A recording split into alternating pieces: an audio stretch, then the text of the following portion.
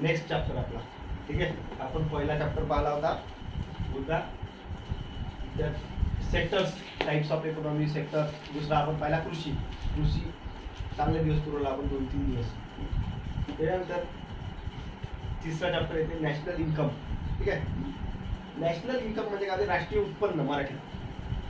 आता हे राष्ट्रीय उत्पन्न, हे जे राष्ट्रीय उत्पन्न आहे, आता हे याच्यात आपण सगळ्या लहान लहान गोष्टी पाहायच्या आणि सगळं एक्झाम्पल एकदम मस्त मजा येते. एक नंबर चॅप्टर, हा चॅप्टर शिकणं म्हणजे पूर्ण कम्प्लीट नाही का बेसिक इकॉनॉमी म्हणा किंवा याच्याशिवाय इकॉनॉमी चालत असते. म्हणजे मेन चॅप्टर जो आहे इकॉनॉमीचा, या बेसिक कॉन्सेप्ट तुम्हाला माहीतच नसेल. फॉर एक्झाम्पल नॅशनल इन्कम हे एक कॉन्सेप्ट. नॅशनल इन्कम म्हणजे काय होते, सगळ्या गोष्टी कशावर चालत असत, त्याच्यावर इकॉनॉमिक्सवर चालत, इन्कमवर चालत असत ना. म्हणजे चॅप्टरचं नावच आहे नॅशनल इन्कम, इम्पॉर्टंट आहे.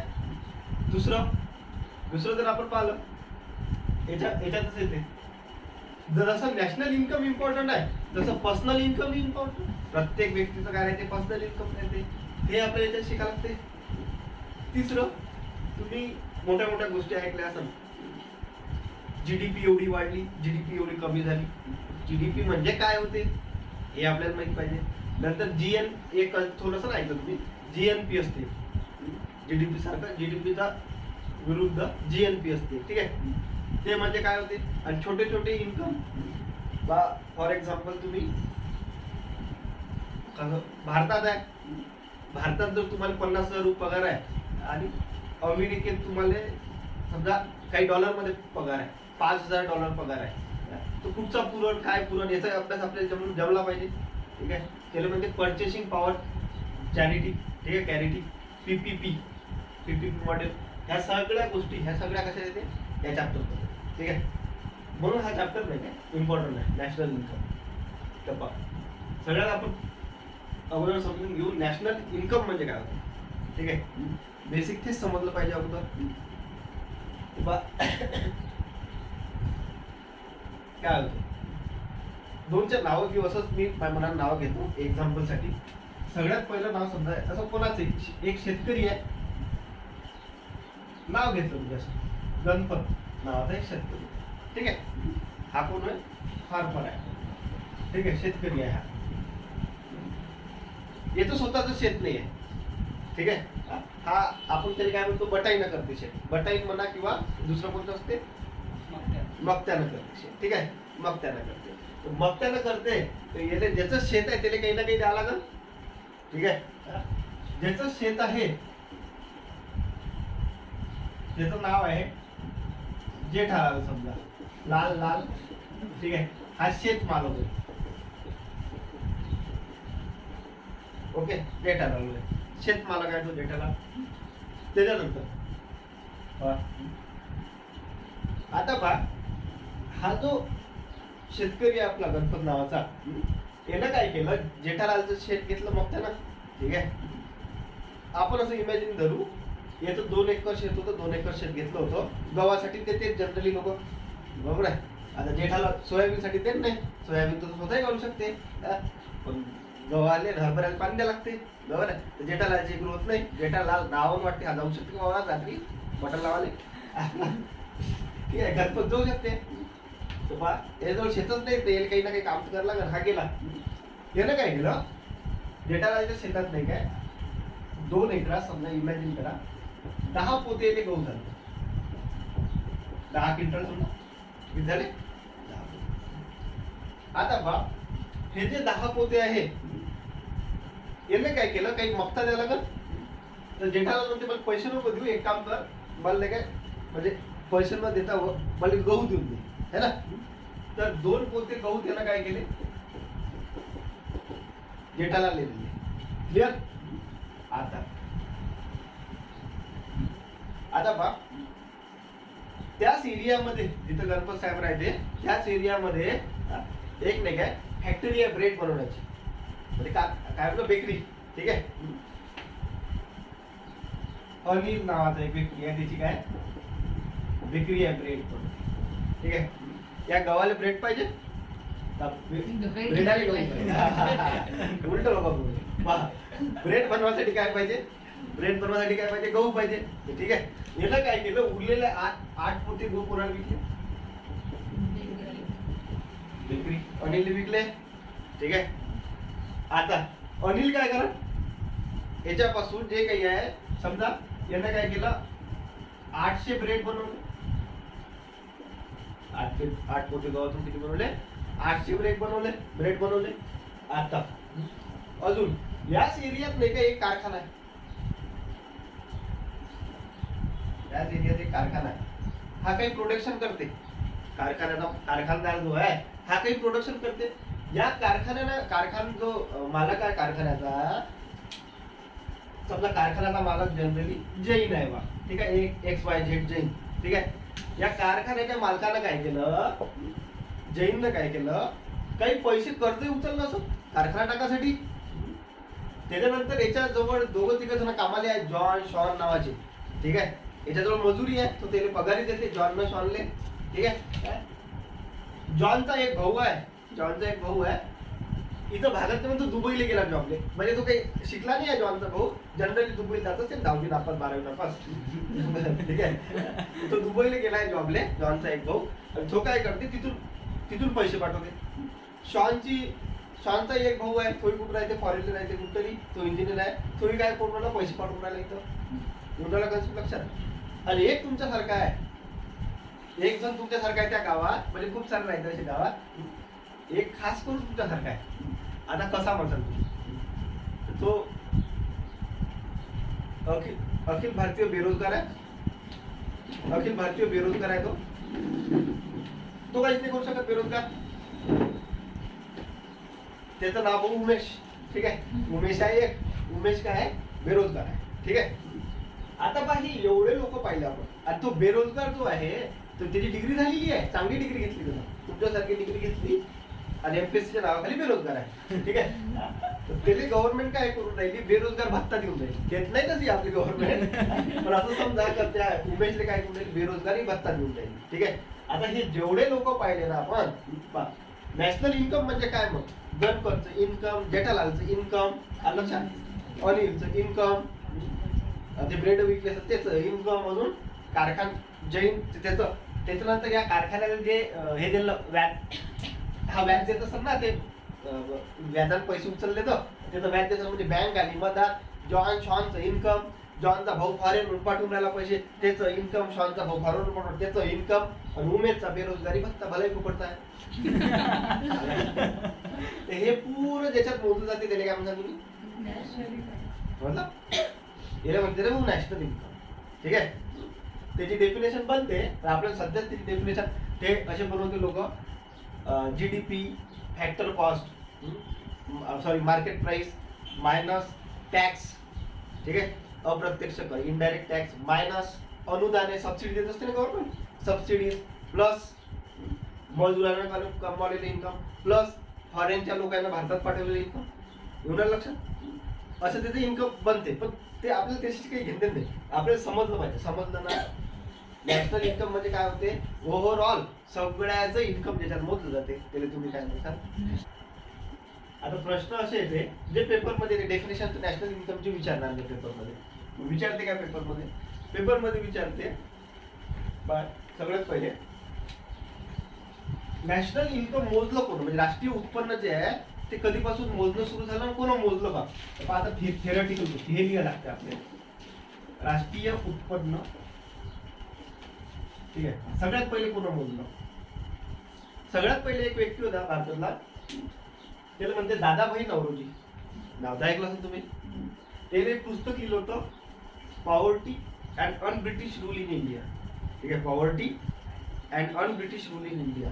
दादाभाई नौरोजीचं जे पुस्तक poverty and un British rule in India, त्याच्यात ते ना कृषी आणि गैर कृषी, तेव्हा कसा 1867-68 ची गोष्ट होती, तेव्हा कम्प्लिटली इकॉनॉमी कशावर डिपेंड होती, कृषीवर. बरोबर आहे, त्यानं 2 याच्यात डिस्ट्रीब्यूट केलं होतं, कृषी आणि उत्पन्न आणि गैर कृषी उत्पन्न. ठीक आहे, तर त्याच्या असं लक्षात आलं का 1867-68 मध्ये भारताचं नॅशनल इन्कम, राष्ट्रीय उत्पन्न होतं 340 कोटी. ठीक आहे, आणि दरडोई उत्पन्न ठीक आहे, ते होतं 20 रुपये प्रत्येकाचं. आला का कॉन्सेप्ट लक्षात? हे दादाभाई नवरोजी, पण त्यानं सायंटिफिक पद्धतीने काही मोजलं नव्हतं, म्हणजे असं काही प्रूफ त्याला भेटले नाही. पहा, म्हणजे सगळ्यात पहिला प्रश्न हाच विचारते, भारताचं जे राष्ट्रीय उत्पन्न आहे सर्वप्रथम कोण मोजलं? सर्वप्रथम कोण मोजले राष्ट्रीय उत्पन्न? सर्वप्रथम दादाभाई नौरोजीनं मोजले.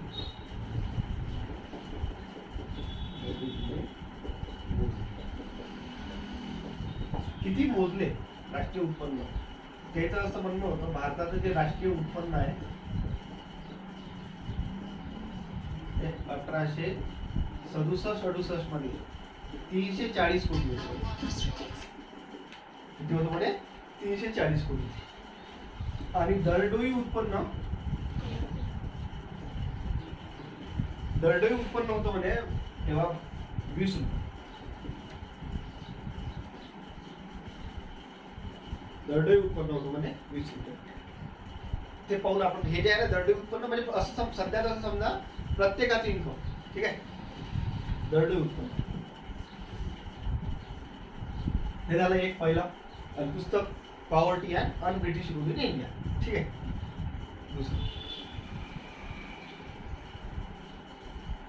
दुसरे होते विल्यम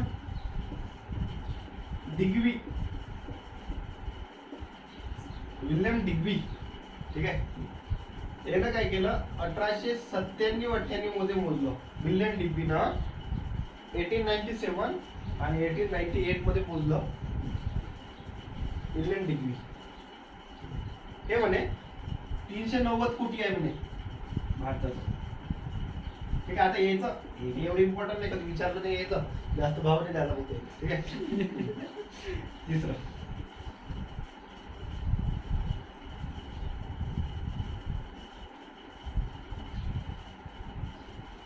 एफ सिरासनं मोजलं. सिरास नावाचे व्यक्ती 1911 मध्ये. याचं असं म्हणणं होतं, भारताचे जे राष्ट्रीय उत्पन्न आहे असं लिहितो राष्ट्रीय उत्पन्न बस. याचं असं म्हणणं होतं 1900 कोटी, ठीक आहे. 1911 कोटी काही दिलं, 1900 कोटी करा, 1900 कोटी होतं. आणि दरडोई उत्पन्न हे म्हणे 80 रुपये होतं म्हणे भारतीयाचं. दरडोई उत्पन्न होतं म्हणे 80 रुपये. दादाभाई नौरोजीनं मोजलं सर्वप्रथम राष्ट्रीय उत्पन्न 340 कोटी, दरडोई उत्पन्न 20 रुपये. त्यानंतर विल्यम डिग्बी म्हणे 390 कोटी होतो म्हणे. आणि एफ सिरास काय म्हणते 1911 मध्ये राष्ट्रीय उत्पन्न होतं म्हणे 1900 कोटी आणि दरडोई उत्पन्न किती होतं म्हणे 80. ठीक आहे. त्याच्यानंतर एक व्यक्ती आला, त्याचं नाव आहे VKR राव, ठीक आहे. VK राव आपण तिला म्हणू, ठीक आहे. आर खाऊन टाकू आपण त्याला, VK राव करून टाकू, ठीक आहे. तर पहा लक्षात राहण्यासाठी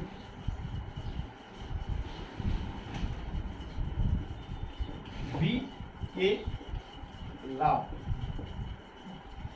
हे जे VK राव होते, या VK रावनं काय केलं, आता ते काय यानं 1925 ते 29 ची गोष्ट आहे. हा माणूस आपल्याला लक्षात ठेवायचा आहे आता. म्हणजे दादाभाई नौरोजी एक लक्षात ठेवायचा आहे आणि दुसरा मुद्दा VK राव, ठीक आहे. VK रावले नाही काय फादर ऑफ नॅशनल इन्कम म्हणते. फादर ऑफ नॅशनल इन्कम का बरं म्हणते? नॅशनल इन्कम सगळ्यात पहिले ना सायंटिफिक पद्धतीनं दादाभाई नौरोजीनं मोजलं, विल्यम डिग्बी नाही मोजलं, एफ सिरास नाही मोजलं, परंतु हे तिघही जण जे होते याचं सायंटिफिक पद्धतीनं होतं. सायंटिफिक पद्धतीनं प्रूफ कोण करून दाखवलं? म्हणून VK रावले काय म्हणते father of national income accounting म्हणजे काउंटिंग करणारा, बरोबर आहे. त्याच्यानंतर मग यानं किती मोजलं? हा म्हणे राष्ट्रीय उत्पन्न होतं म्हणे 2304 कोटी, ठीक आहे. आणि दरडोई उत्पन्न होतं म्हणे 78 रुपये. काय म्हणत्या? दरडोई उत्पन्न पहिले काय म्हणजे राष्ट्रीय उत्पन्न, राष्ट्रीय उत्पन्न भारताचं तेव्हा 2304 कोटी आणि दरडोई उत्पन्न हे होतं म्हणे 78 रुपये. 78. आणि याला काय म्हणते फादर ऑफ नॅशनल इन्कम. बाप of nationalism, father of nationalism. त्यानंतर हे 14 जण आपल्याला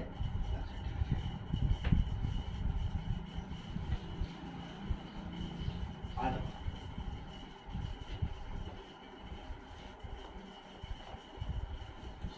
आता एक प्रश्न असते, राष्ट्रीय उत्पन्न जे आहे ह्या मोजण्याच्या पद्धती किती आहे म्हणजे, तर लक्षात घ्या. असे प्रश्न विचारते लगातार 2-3 वर्षापासून विचारून राहिले. राष्ट्रीय उत्पन्न मोजण्याच्या नाही काय, जर पूर्ण इकॉनॉमी वाईज जर पाहिलं 3 पद्धती आहे. उत्पादन पद्धत, उत्पाद पद्धत आणि खर्च पद्धत. ठीक आहे, उत्पादन, उत्पन्न आणि खर्च. ठीक आहे. आता पहा, एक प्रश्न हा विचारते आणि दुसरा गुमून काय विचारते,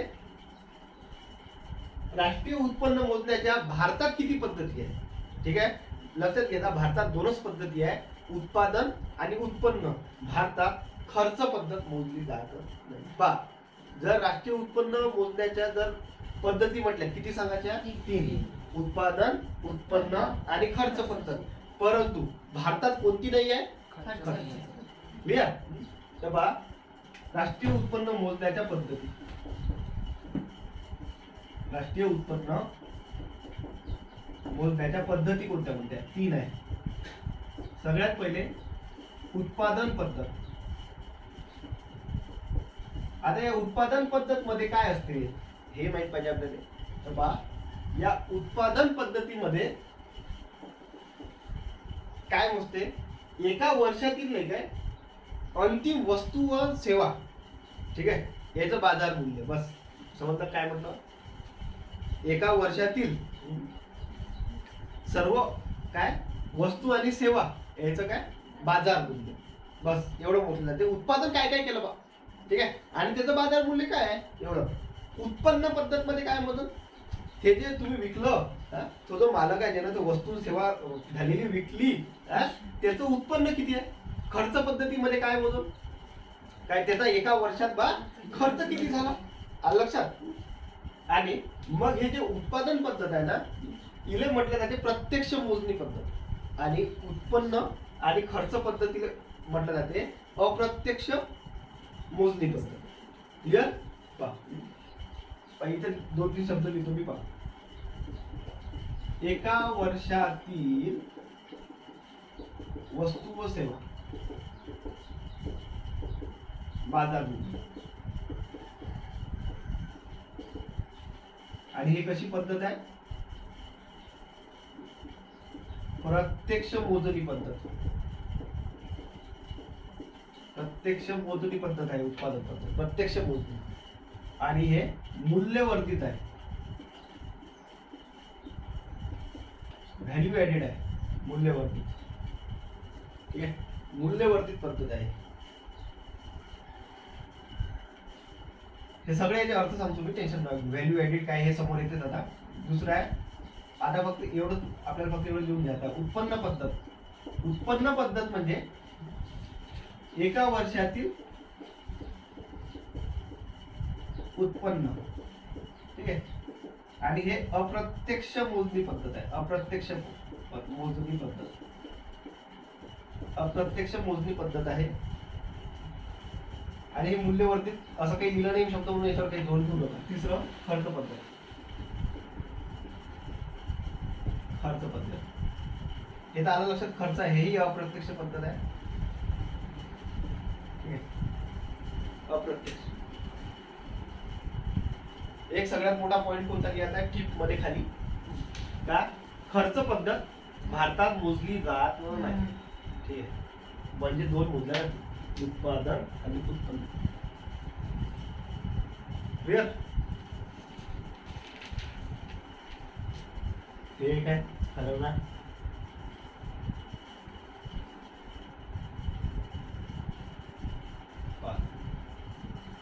काय होतं बोला. आता बघ नेक्स्ट,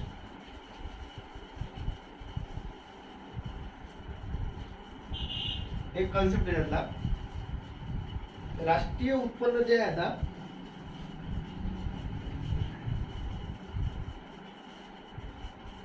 याच्याशी संबंधित एक गोष्ट पहा काय होते. याच्याशी संबंधित नाही का एक आयोग आला, राष्ट्रीय उत्पन्न आयोग, नॅशनल इन्कम कमिशन किंवा कमिटी, ठीक आहे, एक समिती आली ती स्वातंत्र्यानंतर, त्याची नाही का तारीख विचारली, ठीक आहे. राष्ट्रीय उत्पन्न आयोग, राष्ट्रीय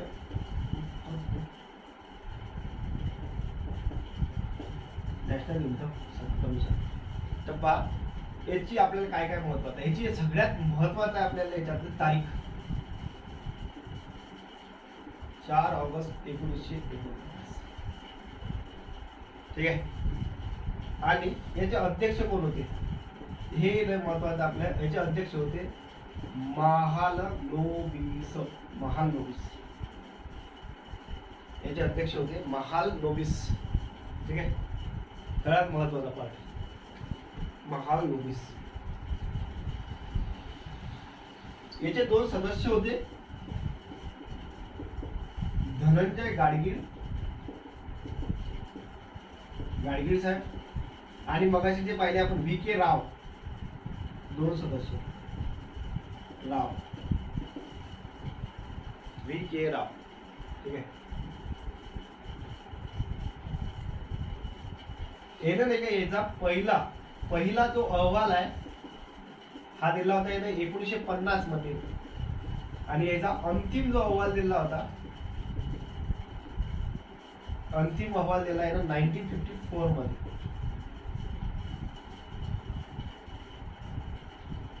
ठीक आहे. पहिला अहवाल दिला 1950 मध्ये आणि अंतिम अहवाल दिला होता 1900. याच्यात एकूण एक शब्द कामात आहे आपल्या, ठीक आहे. स्थापना 4 ऑगस्ट 1949, अध्यक्ष महालनोबिस, सदस्य धनंजय गाडगीळ, V.K. राव, ते बघायचे जे पाहिले फादर ऑफ. पहिला अहवाल 1950 आणि अंतिम अहवाल 1954, ठीक आहे. हे झालं नॅशनल इन्कम, ठीक आहे. आता इथं मी लिहित नाही ते, पण या आयोगाच्या नाही का शिफारसीवरून, याच आयोगाच्या शिफारसीवरून आपल्याला जे अलग सेपरेट मध्ये पाहत आहे, तुम्ही डबल कन्फ्युज होता. तर CSO काय आहे, NSSO काय आहे तुम्हाला माहित नाही अजून, ठीक आहे. याच आयोगाच्या शिफारसीवरून नाही काय CSO आणि NSSO ची स्थापना करण्यात आली 1950 मध्ये. NSSO आणि त्याच्यानंतर CSO. NSSO म्हणजे नॅशनल सॅम्पल सर्वे ऑर्गनायझेशन आणि दुसऱ्या सेंट्रल स्टॅटिस्टिक ऑर्गनायझेशन, ठीक आहे, CSO. तर आपण हे शेवटी पाहू चॅप्टरच्या.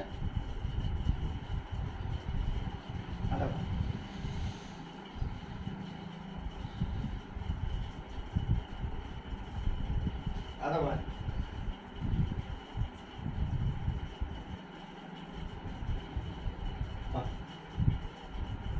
एक गोष्ट आहे का इथं, जे GVA पाहत आपल्याला, gross value added, gross value added, ठीक आहे. पण काय आहे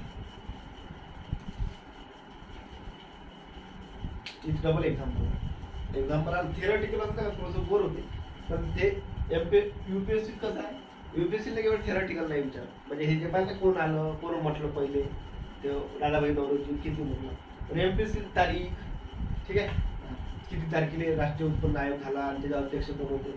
पण तुम्ही जर MPSC म्हटलं तर बघ थिअरटिकल विचार, ठीक आहे. डेटच विचार, डेट आठवून काय ते वाचाच लागेल ना, ठीक आहे. तर पहा ग्रॉस व्हॅल्यू ऍडेड. आता बघा दोन नाही काय दोन हे असते, पहा 2 प्रकारचे प्रोडक्ट असते. एक आहे इंटरमिडिएट प्रोडक्ट आणि दुसरा आहे फायनल प्रोडक्ट. याची आपण डेफिनेशन नाही का तयार करू, तुम्हीच करता डेफिनेशन तयार. मी फक्त 2 कन्सेप्ट तुम्हाला समजावून सांगतो. पहा एक काय म्हटलं मी, इंटरमिडिएट प्रोडक्ट.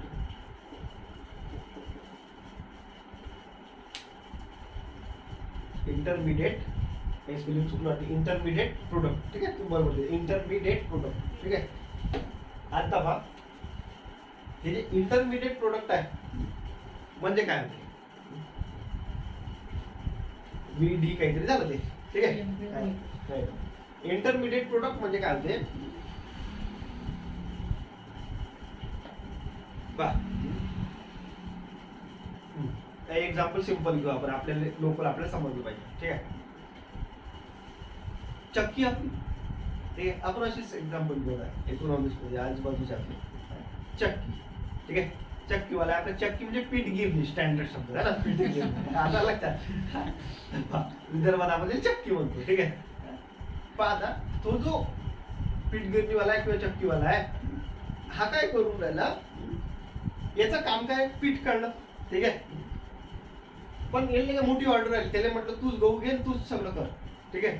आता बाप या चक्कीवाल्यात नाही काय केलं, 10,000 रुपयाचा नाही काय गहू घेतला, किती हजार रुपयाचा, 10,000 रुपयाचा गहू घेतला, ठीक आहे. गहू विकत घेतला.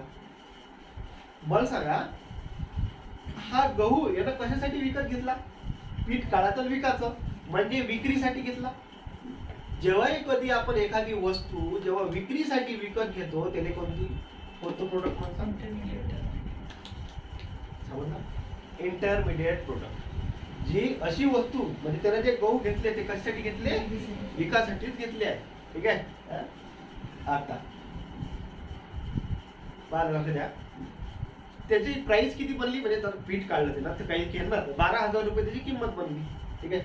आता पहा, एक असते फायनल प्रोडक्ट. आता तुम्ही सांगता मला फायनल प्रोडक्टची डेफिनेशन सांगा तुम्ही मला. फायनल प्रोडक्टची डेफिनेशन, इंटरमिडिएट प्रोडक्ट आताच पाहिलं काय म्हटलं, अशी वस्तू जे कशासाठी घेतली आपण, विक्रीसाठी, म्हणजे आता फायनल प्रोडक्ट म्हणजे अशी वस्तू जे आपण उपभोगासाठी विकत घेतली. लक्षात, आपण ती विकायची आहे का आता नाही, उपभोगासाठी विक्री त्यासाठी केली किंवा गुंतवणूक म्हणून घेतली, त्याला तुम्ही काय म्हणता, फायनल प्रोडक्ट. झालं क्लिअर. पा आता बा म्हणजे ही वस्तू तुम्ही विकणार नाही आता, ठीक आहे. आपल्या खुर्च्या आल्या, बोर्ड आलं, ठीक आहे. त्याच्यानंतर नाही बेकार कंडिशन आहे ते, ठीक आहे. फर्निचर आपल्या घरचं आहे ना, गाडी आपली, ठीक आहे. फायनल प्रोडक्ट झाले, इंटरमिडिएट प्रोडक्ट थोडी ना. तुमचा तो धंदा असतो गाड्या विकायचा, सेकंड हँड घ्या तिकडे विका, त्याला प्रोडक्ट, ठीक आहे.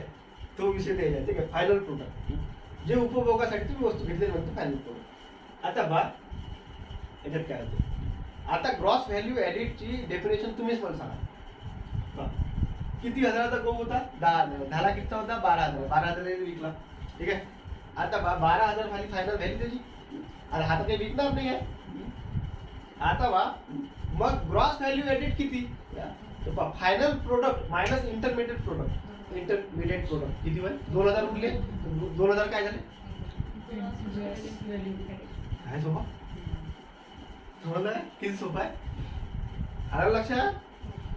पा काय म्हटलं मी आता, काय दिसणार याची डेफिनेशन, अशी वस्तू जी विक्रीसाठी, जी विक्रीसाठी